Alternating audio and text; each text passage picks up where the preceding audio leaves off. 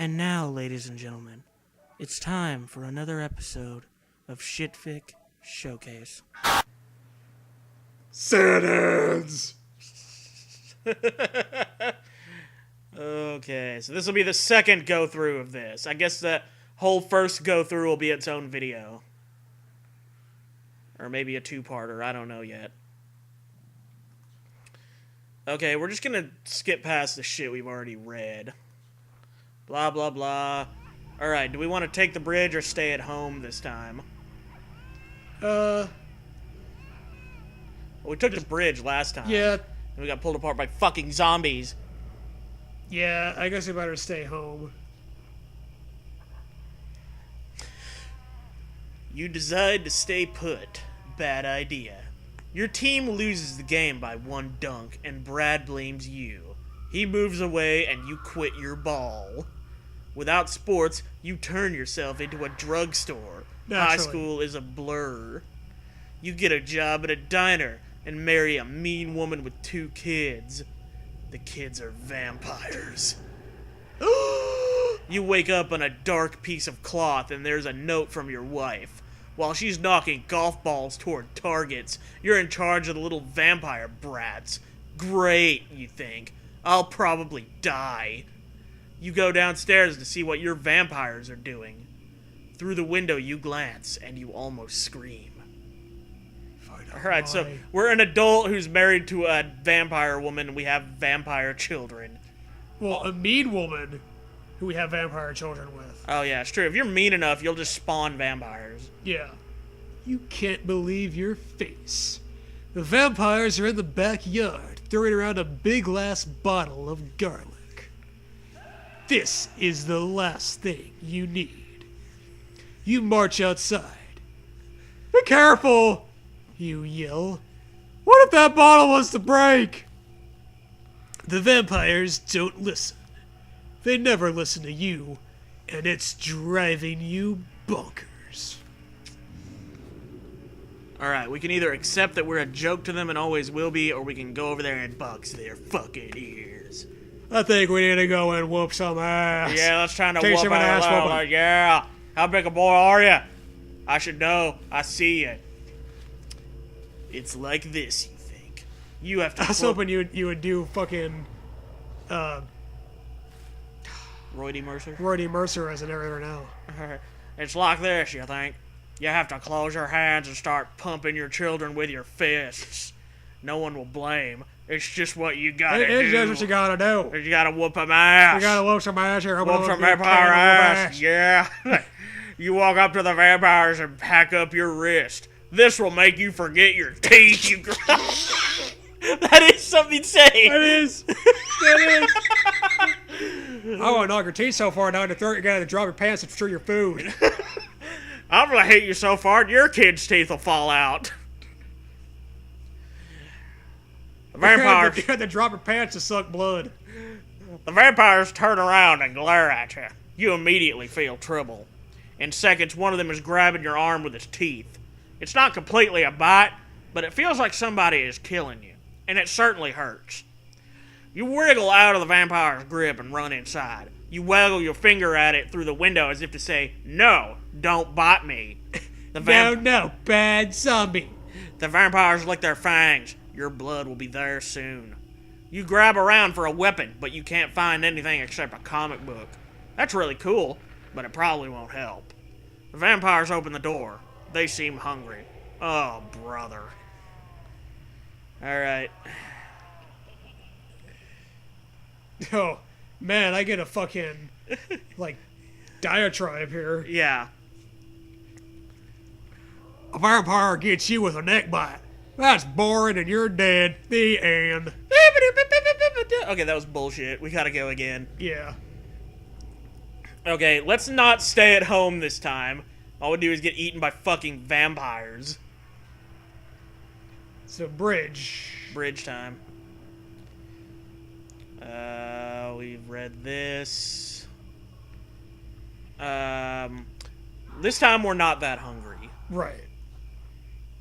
We ate plenty of Oh, god damn it. You decide you're not that hungry.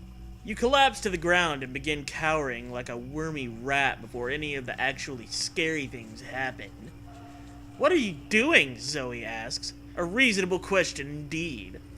I can't get away from a tree fast enough, you mutter, glancing back with the kind of terror only a real coward can exhibit. Slow bastard. Your cousin looks disgusted. You begin slithering away. A wimp. A giant exercise and quietly giving up. A voice of the kids who turned out afraid of any trouble at all. The tree shows its fruit with confidence and you sigh jealously. As well you should. The tree is right. The tree is mighty.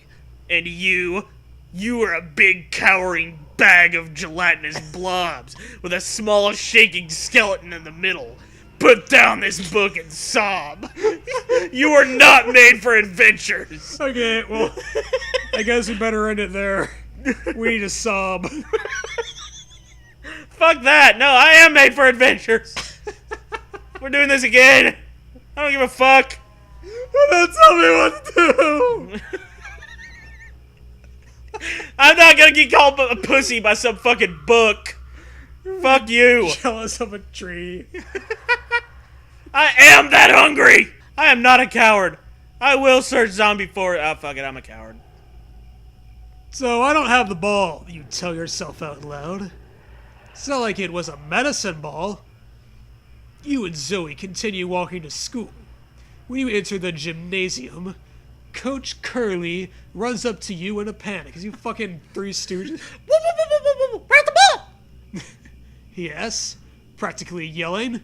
Brad's very sick. I dropped it when I was Sandy, you stammer. My hands. Oh no, you forgot about your hands. Sand hands. Sand hands. What? Coach roars. How could you lose it? Brad is coughing noises behind him.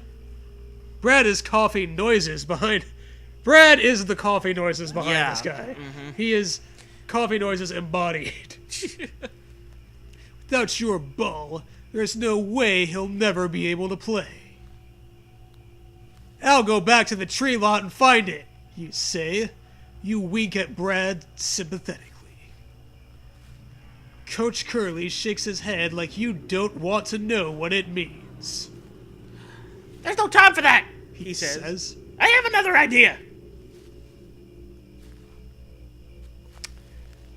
Coach announces you are now team captain and that Zoe's head is now the ball. You scream that her head won't fit in the goal, but Coach Curly won't listen. Cut off their heads! Coach yells by mistake. By mistake. You don't think it's a good idea to correct him. Yeah, that's a terrible idea. You don't want to keep your head or anything. Of course not. That's rude. You lead your team onto the court and lose by 100 points. Zoe's head is hard to dribble, and you keep getting sand in her eyes. When the buzzer sounds, Coach decides to cut off your head too. Guess you shouldn't have been an idiot. I hope every single ending is like this. Oh my god. I have to keep Well, fuck you then.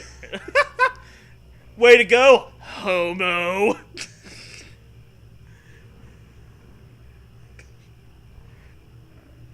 I'm going back to the fucking vampire story. Yeah, maybe if we don't go out and try to whoop our ass. Yeah. We just need to accept that we're a joke to them and always will be. Be mature adults. Yes. There's no use trying with these vampires. So you head back inside. You hear the big one laugh. They don't have names. You haven't even bothered to give them names. Fuck them. Fuck them, they're vampires. It's funny, but when your wife first told you she had vampires, you were excited. You'd always wanted to be a dad. To be a dad. Two little bloodsuckers you could raise as your own. It sounded great, but that feels like a lifetime ago. The big one's laughing uncontrollably now. Laughing at you. You should be used to it at this point, but you can't help it. You think you just might cry. You swear vampires drink my will to live instead of blood, you joke as you sit down in front of the TV. It's a solid joke. Throw a laugh track in there, you know. You look through the listings, searching for something to take your mind off those undead bullies. There's nothing good on. You'll have to choose between watching reruns of Toothpaste Ninja or an infomercial for forehead cream. Okay, to watch that episode of Toothpaste Ninja where the soda goons steal his toothbrushes, 35. Or if you want to find out more about removing nasty wrinkles from your old man skin, also turn to page 35. Which page? Well, fuck it, we don't seem to have a choice. You're watching the thing you chose to watch, but it's boring and you're feeling very sleepy. All of a sudden, you're in a maze. The maze is full of kids that all look eerily familiar. It's nighttime, but it's also the middle of the day, and rainbows spill forth from the children's mouths as they bicker. Then you realize they are you at each other's age. At each other age. At each other age. And they are arguing about which one of them sucks the most. Suddenly, they all turn around and point at you. You suck the most. I'm surprised this isn't an ending. You wake in fright. It was just a dream. There's two human heads on the TV screen exchanging science sentences, and only one you. But what could that dream have possibly meant, you wonder? That you suck? You start punching your eyes with tears. You do suck, and you know why. You start punching your eyes when you have sand hands. Yeah. Well, no, this time he doesn't have sand hands because he did go to the zombie forest. Oh, right. Okay. You do suck, and you know why. Nothing's happened right for you since you missed a day of school. You never should have stayed home. What were you scared of? You should have held your nose and walked. If you could just go back and choose again. Wait. Did the TV man say something about time travel? How this is getting Twilight Zone-y. Yeah. An old man wearing a white lab coat is talking strange. Below his face reads the words, Dr. Backpack, Time Scientist.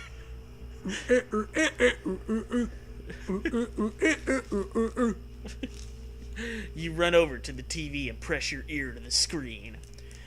With my new invention, Dr. Backpack says, I can tell people to go through time, and they listen. You can't believe what you're seeing someone say with your ear. This guy can travel through time? This guy can travel through time. This guy can travel through time? Here's a guy that can. A man, a can, a plan! Yes! The plan was the man could be a can! We need to read that for Shitfic Showcase one time. Oh, yeah. It's not a shitfic, but it's a showcase. It's a... diarrhea. Yes, there's shit in it. Yeah. I just push this button and the person is sent to the future, the time traveler continues. Or the past. The past, you think? That's more like it. You'd love to go there. But do you actually believe what Dr. Backpack is saying? It sounds completely crazy, dog. That sounds completely crazy, dog. Shit, that's whack, motherfucker. Alright. If you refuse to be taken in by some nerd scientist demented word talk, turn to page 11. If you not only believe this man, but maybe even love him, turn to page 50. Stupid science, bitches. Is that your pick? Sure, even though that probably means we don't get to go through time. But who knows? A time machine, you think? No. No way, that's different from a lie. You reach for the remote and see what happens when your finger lands on off. Your stomach growls. Better hurry to the kitchen now. All these peels and no schmear, you grumble as you search for a midnight snack. The fridge is just about empty, and the cabinets are a giant exercise in bare. Then something wonderful happens. You trip over and fly headfirst into a metal garbage can. Wonderful. Your mouth is suddenly full of slime. But hey, it tastes pretty good. To found a small business that offer cases of the delicious slime, turn to page 92. To swallow the slime and make sure no one else will ever know its wonder, turn to page 78. It's about time we turn a profit on this, I think, you know? We gotta found a small business, the American dream. When you started selling slime out of your garage, you thought you'd be successful, but you had no idea how successful. Now every gunk, goo, and gross slime company in America wants a piece of you. You're rich. Finally, you can afford the expensive surgery you want. You use your powers to pay for a brand new house and strange-shaped furniture. You buy a giant diamond and someone to hold it for you. And you send your kids to boarding school somewhere out in the middle of nowhere. You hope they're doing badly. Fuck kids. Fuck vampire children. Fame, money, success, everything is happening. You're so happy you could swear. Special delivery. You run downstairs to the front door of the mansion you bought. It's here. There it is. The desk of your dreams. Huge, wooden, yours. You ask the delivery guy in for a midnight snack, but he's too busy. No matter. You can ask him again next time. Look at this desk. Wow. You struggle to pick it up with your little muscles, but somehow you are able to get it inside. You look at it again. That's weird, you think? There's something about it that gives you the creeps. Was it always so brown? You put it in the corner of the room. Then you change your mind. You begin to rattle off the names of your least favorite friends. Scoop. Mysterious Mark. The Elevator Twins. As you speak each name, the desk of evil grows more and more difficult to find a good place for. What's going on? In frustration, you kick it and it falls. On you. You're crunched. The end. Fuck this book, man.